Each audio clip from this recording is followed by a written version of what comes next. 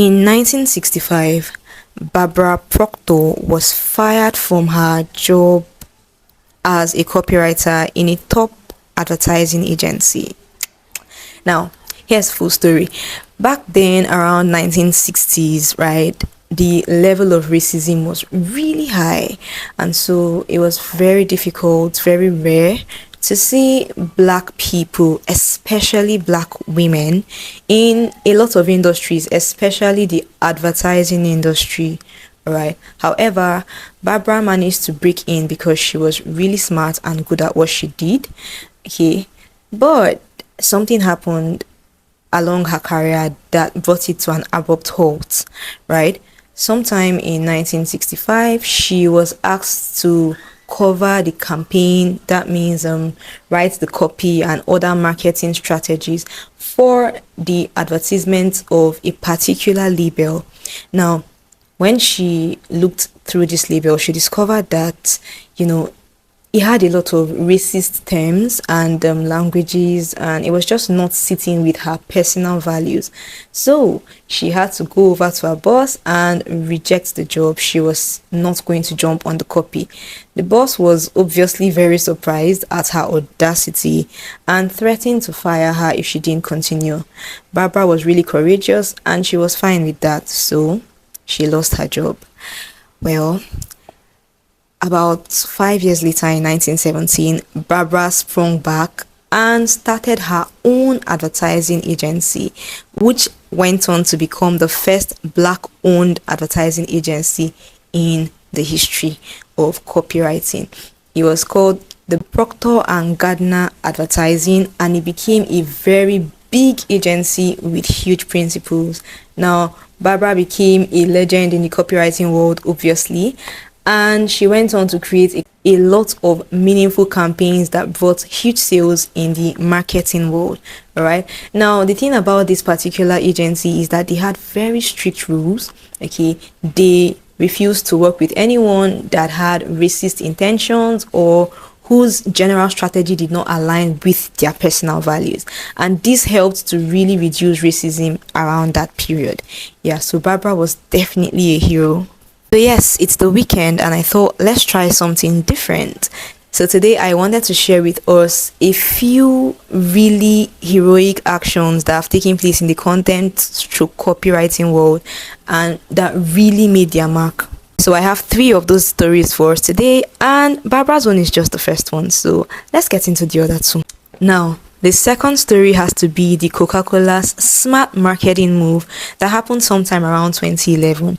Now, prior to this time, Coca-Cola started to experience a huge decline in their sales rate. Suddenly, people stopped buying Coca-Cola as much as usual, and it's probably because they started to get some other competitors in the industry. Now, thinking of the smartest things to do, Coca-Cola's copy team, led by the Ogilvy and Mather agency, right, launched a Share a Coke with marketing campaign. I'm sure you probably remember that campaign. It was the talk of the town. Now, what you don't know is that campaign started in Australia and it was supposed to be just in Australia. However, because of the success of the campaign, it extended across the globe and over 80 countries immediately implemented that particular method. Now, guys, of course, you need not be told that there was a huge increase in the rate of sales of Coca-Cola, and also, there was a lot of user-generated content. Everybody was looking to share a Coke with their name. So the strategy was really smart. Imagine having a bottle of soda that had your name on it. It was so, it was so emotional. People started to gift their friends with, customized bottle names, right? And it just generally increased the revenue that Coca-Cola made and reinstated them as the kings of soda, right? So yes, that was a really smart move made by the copy team of Coca-Cola. Now, another marketing strategy that blew my mind was the one from Patagonia, also in 2011. I think a lot of good things happened for advertising in 2011.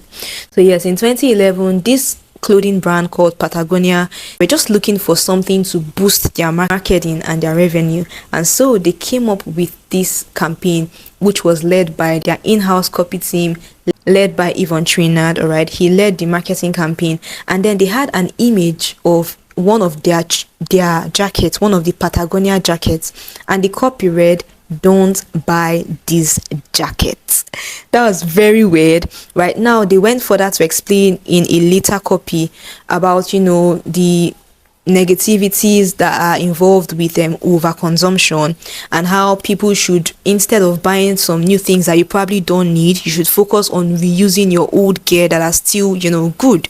So it was something that started a sustainability move in the industry, and so a lot of people really respected the Patagonia brand and started to check for sustainability in other brands. Now, this very ironical marketing copy led to a huge revolution in the sustainability world, okay, as more companies started to take caution about, sustainability when producing their materials.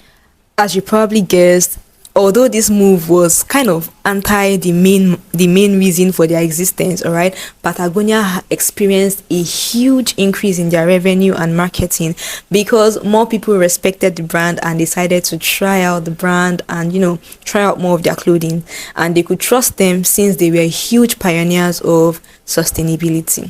So yes, that was a really smart move by the copy team of Patagonia. So yes, guys, copywriting is a very subtle action that can change the entire trajectory of an entire nation. Just the simple stroke of letters properly put together can do wonders for anyone. And yes, I just decided to share, I came across these stories while I was researching and decided my audience might probably need to hear this story, and yes, which is why I'm sharing them. So do you have more stories? Are there some things that you noticed about the copywriting world? Is there any story that really struck you as heroic? Yeah, if you do, then of course you know that my comment section is open for you to drop your comments, and I'm definitely going to respond to them. If you got to this point, I hope that you are subscribed, but if you are not, then kindly click the subscribe button, and I will see you in my next video. Bye.